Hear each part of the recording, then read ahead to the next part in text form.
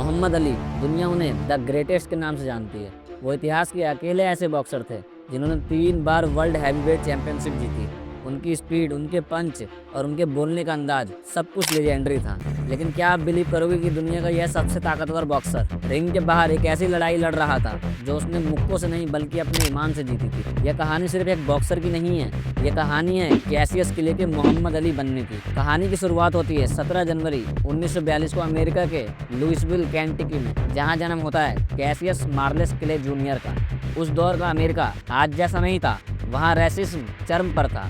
गोरे और काले लोगों के लिए स्कूल, बसें और यहाँ तक कि पानी पीने के नल भी अलग होते थे। अली के फादर एक साइन पेंटर थे और माँ घरों में काम करती थी। बचपन में एक घटना ने उनकी जिंदगी बदल दी। 12 साल की उम्र में उनकी नई साइकिल चोरी हो गई। गुस्से में वो पुलिस ऑफिसर जो मार्टिन के पास गए और कहा कि जिसने मेरी साइकिल चुराई है मैं उसे पीटूंगा। जो मार्टिन जो एक बॉक्सिंग कोच भी थे, उन्होंने हंसते हुए कहा, बेटा किसी को पीटने से पहले तुम्हें लड़ना सीखना होगा। और बस यहीं से शुरुआत हुई उस सफ़र की जो आगे चलकर इतिहास बदलने वाला था। अली ने ट्रेनिंग शुरू की और उनमें एक अलग ही जुनून था।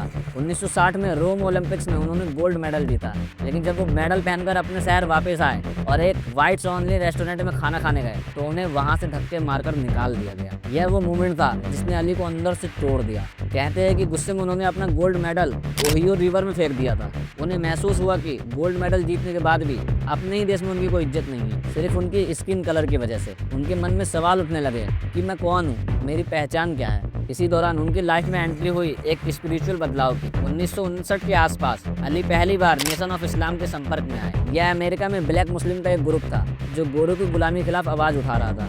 अली ने छुप छुप कर उनकी मीटिंग्स अटेंड करना शुरू किया। वहाँ उन्हें पहली बार महसूस हुआ कि ब्लैक होना कोई शर्म की बात नहीं। उन्हें बताया गया कि उनका असली धर्म इस्लाम है, जो उन्हें बराबरी और इज्जत देता है, न कि वो धर्म जो उन पर गुलाम बनाते वक्त थोपा गया था। यहाँ उनकी मुलाकात हुई मैल्कम एक्स से, जो उनके मेंटोर और भाई जैसे बन गए। मैल्कम एक्स ने उन्हें इस्लाम की शिक्षा दी और समझाया कि गुलामी सिर्फ जंजीरों की नहीं, दिमाग की भी होती। 1964 में 22 साल के कैसियस किलो को वर्ल्ड हैवीवेट टाइटल के लिए सोनी लिस्टन से भिड़ना था। लिस्टन एक खूंखार मॉन्स्टर माने जाते थे और अली को सबने अंडरडॉग मान लिया था। लेकिन अली ने दुनिया को हैरान कर दिया। उन्होंने लिस्टन को हरा दिया और चिल्लाए, आई शूक अप द वर्ल्ड, मैंने दुनिया हिला दी है। लेकिन असली झटका तो उन्होंने मैच के अगले दिन दिया। प्रेस कॉन्फ्रेंस में उन्होंने ऐलान किया कि वो नेशन ऑफ इस्लाम के मेंबर बन चुके हैं। उन्होंने कहा, कैसियस किले एक गुलामी का नाम है, मैं इसे नहीं चाहता। अब से मेरा नाम है मोहम्मद अली, जिसका मतलब है अल्लाह का प्यारा और सबसे ऊंचा।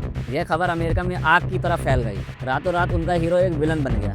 मीडिया ने उन्हें ब्लैक मुस्लिम कहकर उनका मजाक उड़ाया। गोरे लोग उनसे नफरत करने लगे। स्पॉन्सर्स ने हाथ खींच लिए। लेकिन अली अपने फैसले पर चट्टान की तरह डटे रहे। उन्होंने कहा, मैं वो नहीं बनूंगा जो तुम चाहते हो, मैं वो बनूंगा जो मैं चाहता हूँ। लेकिन उनकी सबसे बड़ी परीक्षा अभी बाकी थी। 1967 में अमेरिका वियतनाम के साथ युद्ध लड़ रहा था। अली को आर्मी में भर्ती होने का नोटिस भेजा गया, लेकिन अली ने साफ मना कर दिया। उनका कहना था, मेरा मजहब मुझे किसी बेगुनाह को मारने की इजाजत नहीं देता। वियतनाम के लोगों ने मुझे कभी न निगर न वर्ड कहकर नहीं बुलाया, तो मैं उन्हें क्यों मारूं? यह बगावत बहुत महंगी पड़ी। उन्हें तुरंत गिरफ्तार कर दिया गया। उनका वर्ल्ड टाइटल छीन लिया गया। उनका बॉक्सिंग लाइसेंस रद्द कर दिया गया। सोचिए, एक एथलीट के प्राइम ईयर्स 25 से 29 साल की उम्र, जब वो सबसे ज्यादा पैसा और शोहरत कमा सकता था, उसे घर बिठा दिया गया। 5 साल की जेल और $10,000 का जुर्माना लगा। वो सड़क पर आ गए। पैसे कमाने के लिए उन्हें कॉलेज कैंपस में जाकर लेक्चर देने पड़ते थे। लेकिन इस बुरे वक्त में भी अली ने इस्लाम का दामन नहीं छोड़ा। वो कहते थे, अल्लाह मेरे साथ है। धीरे धीरे अमेरिका का मूड बदला। लोग वियतनाम वॉर के खिलाफ होने लगे और उन्हें अली की बात समझ आने लगी। 1971 में सुप्रीम कोर्ट ने उनकी सजा माफ कर दी। 3 साल बाद अली रिंग में वापस लौटे। लेकिन अब वो पहले जैसे फास्ट नहीं थे।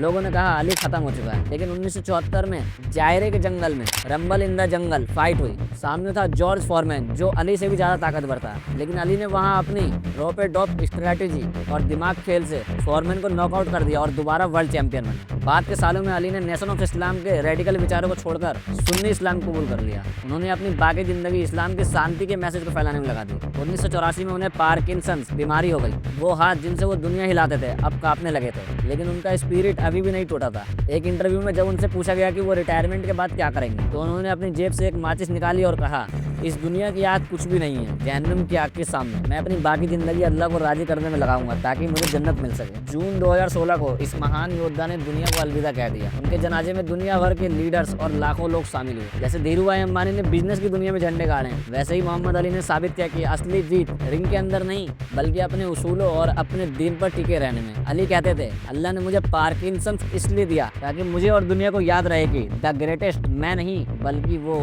अल्लाह है।